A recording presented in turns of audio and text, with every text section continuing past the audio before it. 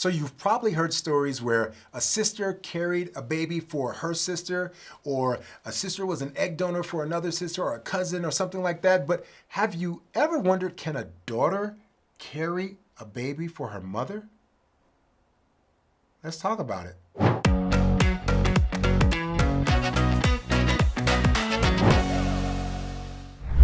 What is up? I'm Corlandos Scott, and I'm a surrogacy attorney in Los Angeles, which basically means that my practice is all about helping people have babies. I handle the legal side of things so that they can focus on the fun stuff like building the family. In this episode, we're going to cover things like, can a daughter be a surrogate for her mother or even other family members? We'll talk about some pros and cons to these kind of arrangements, and we'll also discuss reasons why a daughter can be a surrogate for her mother. Let's get into it. If you want to really be shocked, do a Google search around this topic and you'll find some crazy headlines. So there's scenarios where a sister was the surrogate for her sibling's child. So you'll see headlines like, an aunt gave birth to her own nephew or niece. You'll see something like, my sister gave birth to my son or daughter, or my sister or my brother is the legal parent of the child I delivered. You'll also see headlines where the mother was a surrogate to her daughter's child. Side note, one of my absolute favorite, I call her a personality because she's more than a professional. I love her social media. I love her foundation. It's Dr. Camille Hammond of the Cade Foundation. She had a mother who served as her surrogate to triplets. Yeah, if you don't know about her, go look her up. Amazing woman, amazing professional, and an amazing personality, really, in the world of assisted reproduction. But you'll see headlines like that. Mom gives birth to her own grandson, or my daughter is my second youngest child's birth mother. Crazy stuff. I even have one even better for you. Daughter as a surrogate for her mother's child, which essentially means a sister gave birth to her own brother or sister gave birth to a half-brother or sister, or my birth mother is my sister. You get the idea. With assisted reproduction, there's no shortage of crazy seeming ways that families can be put together out of love. And there's really no reason why you can't work with a family member or relative in growing your family through assisted reproduction. So before we decide to do it, let's look at some pros and some cons to setting up your arrangement with a family member. There's an old saying that talks about never going into business with a family member, and I think it's because the idea is keep business and personal separate. Well, let me tell you, growing your family through assisted reproduction, going through a surrogacy process no less, is very, very personal. It's like mixing the personal with the uber personal. And it's not necessarily a bad thing, but you have to consider some things before you jump in. Just because you're working with a family member, don't expect that things will automatically go smoothly without you taking the necessary steps and precautions to be thoughtful about the process. And why do I say this? Well, because other than the fact that you're working with a family member, that doesn't change many of the other aspects of surrogacy or assisted reproduction. The risks are still the same. The contracts, the process, the procedure is still the same. So this isn't a decision to be taken lightly simply because you're going to do it with a family member. Family or not, the same is still true when it comes to the decision-making processes involved in surrogacy arrangements also.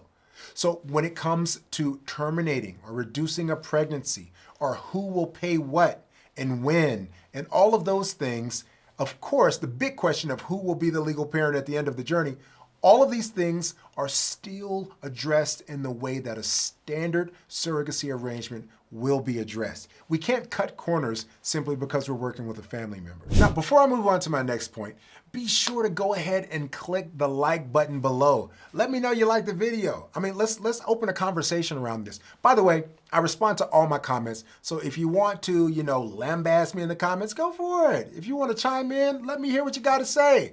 I'll talk back to you. So click the like button, go ahead and leave a comment, even subscribe. I mean, it's your world.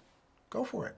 Now, one of the pros, of course, I believe, is that you have some upside. You're working with families, so it should be, you'd think, easier to discuss these things. You know each other. You care for each other. You think more about each other than two strangers on the streets, and you're well-intentioned, you'd hope. So you'd be able to have a conversation with each other about these important topics and not leave anything undiscussed or under the table, so to speak. Also, one of the things that you should be able to lean on above all other things is there should be some built-in trust. You have to trust a surrogate whether you met her at an agency the day before you matched with her or whether you've been growing up with her since you were born. You have to be able to trust a surrogate. And with a sibling serving as your surrogate or some other family member being your surrogate, should really lean on that built-in trust that you have, because outside of the contract, outside of the legal ramifications, outside of all that stuff, your love, your relationship, and your trust will carry the day when none of that stuff will. However, as the saying goes, buyer beware. There could be some potential cons or some negatives about working with a family member in such an intimate way. If you don't do this thing properly with proper preparation, it can really permanently affect the relationship dynamics between family members. And that goes on after the surrogacy arrangement is said and done. You know, you think about it, you still have to go to Thanksgiving with these people. You still are going to see them around at family reunions and maybe just around the city if you live close to each other. So consider that. Also, a potential con is I've seen instances where the close relationship between the intended parent and the surrogate sometimes works to a disadvantage when the parties are faced with some of the usual challenges in a surrogacy journey. You know, typically in a surrogacy journey, the intended parents aren't at the surrogate's house all the time.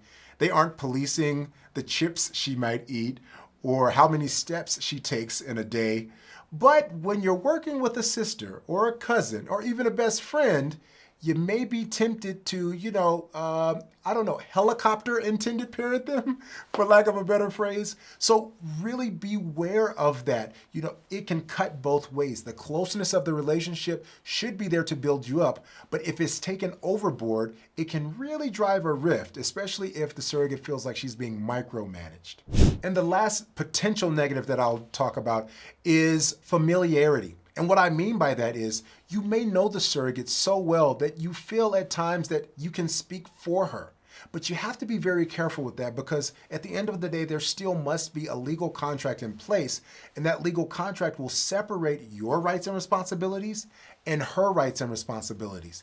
So don't become so familiar or so complacent in the relationship that you believe that either one of you can make decisions for the other party without first consulting them and without first finding out how that decision might affect them, which is part of the standard surrogacy arrangement between two strangers. So don't leave that out when you work with a family member. So if you're wondering what the initial question was, can a daughter be a surrogate for her mother? The answer is yes, and you're wondering, well, when would that come up? And this could come up for a number of different reasons. If a daughter is going to carry for her mother, maybe the mother is past childbearing age, but still wants to have another child. One of the huge factors in this kind of arrangement is the financial arrangement. Oftentimes, when a family member is serving as a surrogate for someone, they're typically doing it altruistically or without getting any kind of compensation. And surrogacy can be a financially prohibitive arrangement. So when you have someone close to you who's willing to do it without compensation, that can really go a long way in helping afford the entire process in general, because you're not paying for the compensation of a surrogate because you have a family member carrying that burden for you. When you get down to it, there's really no limit medically to who can carry someone's baby. The only limitation is she healthy enough to go through the pregnancy? Of course, legally, we've discussed it before, but you have to make sure you dot your I's and you cross your T's, make sure you're in a place that allows for surrogacy, and make sure that you have a clear contract between the parties, whether it's a family member or not. If you're looking to grow your family through surrogacy and you're considering doing it with a family member, you probably won't be going through an agency. And if you're not using an agency, there's probably a lot of the pieces of the puzzle that you're missing. So I want to give you some help. I have a free guide for you. I call it my Surrogacy Secrets Seminar. So if you want that, you can just click the link below and you'll be taken to my seminar where I talk you through all of what you can expect. We look at case studies from previous clients of mine, and I walk you through how to go through the surrogacy process without losing sleep, time, or money. 3 things that's going to be a premium, especially when you become a parent. See you in the next video.